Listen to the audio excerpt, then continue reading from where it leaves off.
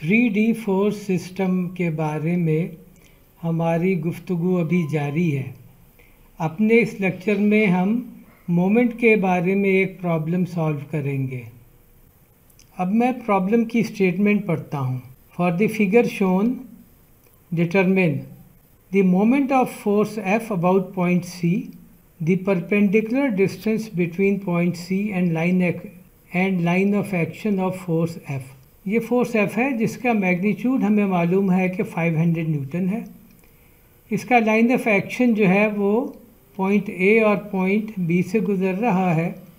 Point A जो है वो y एक्सिस पर है और पॉइंट B जो है वो xz प्लेन पर है।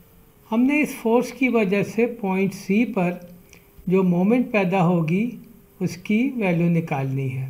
उसके अलावा हमने ये मालूम करना है कि पॉइंट C का इस लाइन ऑफ एक्शन AB से जो शॉर्टेस्ट डिस्टेंस है D, वो क्या होगा। x, y और z एक्सिस से पॉइंट A, B और C की जो मुख्तलिफ डायमेंशन हैं वो हमें मीटर्स में मालूम है, गिवन है। और जो सॉल्यूशन स्ट्रेटजी हम इख्तियार करेंगे वो ये होगी कि सबसे पहले हम यूनिट वेक्टर जो है वो F की डायरेक्शन में वो मालूम कर लेंगे और उससे हम जो फोर्स है वो वेक्टर की फॉर्म में मालूम कर लेंगे। अभी जो फोर्स है वो हमें इसकी सिर्फ स्केलर मैग्नीट्यूड मालूम है। फोर्स F मालूम करने के बाद हमारा अगला स्टेप होगा कि हम पोजीशन वेक्टर R मालूम करें। पोजीशन वेक्टर R मालूम करने के लिए हमें 2 पॉइंट पता होने चाहिए। पहला पॉइंट तो वो होगा जिस पॉइंट के गिर्द हमने मोमेंट निकालनी है। इस प्रॉब्लम में वो पॉइंट जो है वो C है। दूसरा पॉइंट फोर्स F के लाइन ऑफ एक्शन पर कोई भी पॉइंट हो सकता है, यानी वो पॉइंट A भी हो सकता है, B भी हो सकता है और A और B के दरमियान कोई सा भी पॉइंट हो सकता है और वो B के और A के बाहर भी कोई पॉइंट हो सकता है। शर्त सिर्फ ये है कि वो फोर्स F के लाइन ऑफ एक्शन पर हो। जब हम ये 2 पॉइंट आइडेंटिफाई कर लेंगे तो पहले पॉइंट से लेके दूसरे पॉइंट तक एक पोजीशन वेक्टर बनाएंगे और उस पोजीशन वेक्टर को R का नाम देंगे। और ये जो पोजीशन वेक्टर R है ये मोमेंट कैलकुलेशन में इस्तेमाल होगा। अगला स्टेप हमारे ये होगा कि हम मोमेंट वेक्टर M जो है वो R क्रॉस F यानी कि क्रॉस प्रोडक्ट के तरीके से निकाल लेंगे और उसका फिर हम मैग्नीट्यूड M भी निकाल लेंगे। जब हम ये काम कर लेंगे तो स्केलर में मोमेंट जो है वो बराबर होता है फोर्स इंटू डिस्टेंस है। इसको इस्तेमाल करते हुए हम डिस्टेंस D निकाल लेंगे क्योंकि मोमेंट M का मैग्नीट्यूड और फोर्स F का मैग्नीट्यूड हमें पहले से मालूम है। अब हम सॉल्यूशन पर आते हैं। हमारा पहला स्टेप ये होगा कि हम फोर्स वेक्टर F जो है वो मालूम करें। तो ये जो फोर्स वेक्टर F है ये पॉइंट A और B से गुज़र रहा है।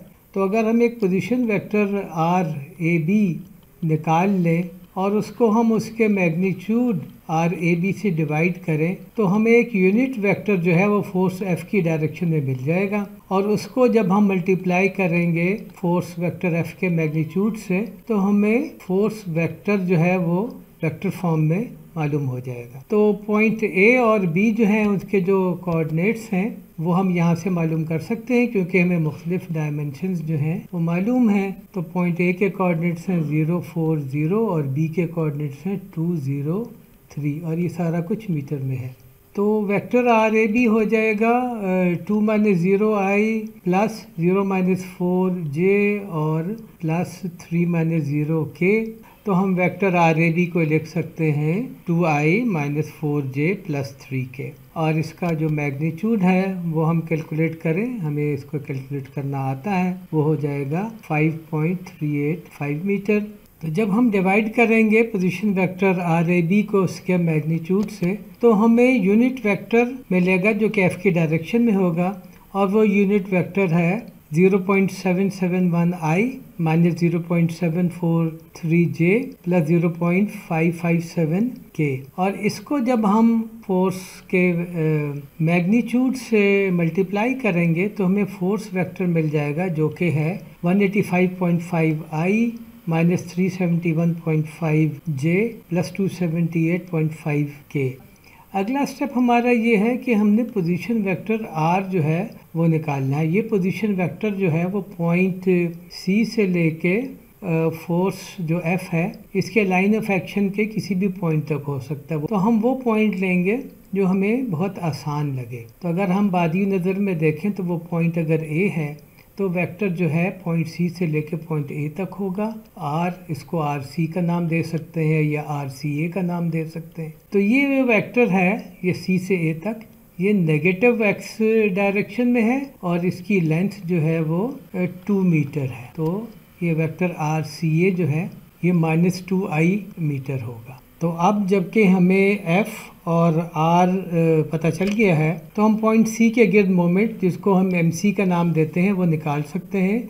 यानी कि MC जो है वो बराबर है RCA क्रॉस F के। तो यहाँ हम वेक्टर का जो क्रॉस प्रोडक्ट है उसको इस्तेमाल करेंगे। F जो है वो है 185.5i माइनस 371.5j प्लस 278.5 के न्यूटन, और जो RCA है वो है -2i मीटर। और क्रॉस प्रोडक्ट को हम डिटर्मिनेंट के तरीके से अगर लिखें तो वो होगा, पहली रो होगी i j k, अगली रो जो है वो r की है तो वो है -2 0 0, और तीसरी रो जो है वो f की है वो है 185.5 माइनस 371.4 और 278.5। जब हम इस डिटर्मिनेंट को एक्सपेंड करेंगे तो हमें मोमेंट MC मिल जाएगा और इसके जो है वो 3 टर्म होंगी इसमें। यानी कि पहले हम I लेंगे और इसको इससे और इसको इससे जो मल्टीप्लाई करेंगे तो हमें 0 और 0 मिलेंगे। फिर हम -j लेंगे और इस नंबर को इससे मल्टीप्लाई करेंगे और इस नंबर को इससे मल्टीप्लाई करेंगे तो हमें -557 और 0 मिलेगा। फिर हम k लेंगे तो हम इस नंबर को इससे मल्टीप्लाई करेंगे और इस नंबर को इससे मल्टीप्लाई करेंगे तो हमें मिलेगा 743 और 0, और ये जो है होगा न्यूटन मीटर में। और फाइनली हम लिख सकेंगे कि MC जो है वो है 557J और 743 के न्यूटन मीटर। तो हमें ये वेक्टर फॉर्म में पता चल गया। तो इस मोमेंट M का जो मैग्नीट्यूड है वो है 928.6 न्यूटन मीटर, और ये हमें इसलिए भी चाहिए क्योंकि हमने डिस्टेंस d जो है वो मालूम करना है। तो डिस्टेंस d मालूम करने के लिए क्या होगा कि d जो है वो बराबर है MC डिवाइडेड बाय f, ये हम शुरू में डिस्कस कर चुके हैं। तो 928.6 जो कि मैग्नीट्यूड है मोमेंट का, इसको हम डिवाइड करेंगे जब फोर्स के मैग्नीट्यूड से जो कि 500 है, तो हमें इनका जो शॉर्टेस्ट डिस्टेंस है पॉइंट C का और फोर्स F का वो पता चल जाएगा, और वो है 1.857 मीटर। तो यूं ये प्रॉब्लम भी हमने सॉल्व कर लिया। उम्मीद है आपको ये लेक्चर पसंद आया होगा। Thank you very much.